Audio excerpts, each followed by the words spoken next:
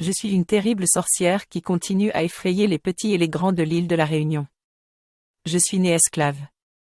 Je m'appelle Cal et je vais vous raconter mon histoire. Je suis née au temps sombre de l'esclavage. À cette époque, il y avait de bons maîtres, mais il y en avait aussi de bien méchants. Je vivais au service d'une famille de l'ouest de l'île. Beaucoup de rumeurs couraient parmi les esclaves à mon sujet. Certains me disent battue, d'autres que j'étais une voleuse. Mais personne ne se doutait de la véritable raison de ma situation.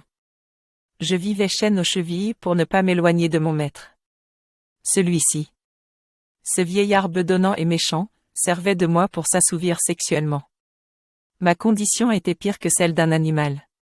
Sa maltraitance était au su et au vu de son épouse et du reste de sa famille. Je finis par donner naissance à un beau petit garçon mulâtre.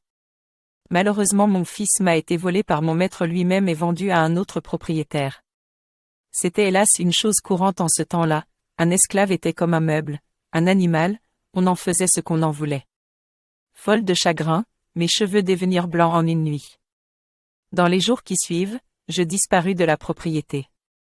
Certains disent que je me suis pendu, d'autres que je me suis jeté dans le gouffre du diable près de l'étang salé, où la mer gronde si fort. Mais s'il fallait croire tout ce que les gens disent.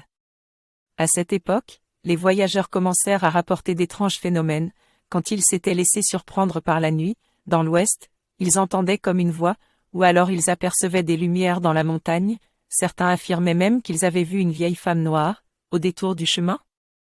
Il s'en trouva enfin pour jurer qu'elle était à cheval sur un manche à balai. Toutes les histoires possibles et imaginables sur grand-mère Cal couraient la montagne. Les experts, car il y a toujours un expert pour donner un avis définitif sur ce genre de phénomène, expliquaient que ces étrangetés ne pouvaient être du Kainam errante. Attention à ne pas me croiser lors d'une de vos randonnées.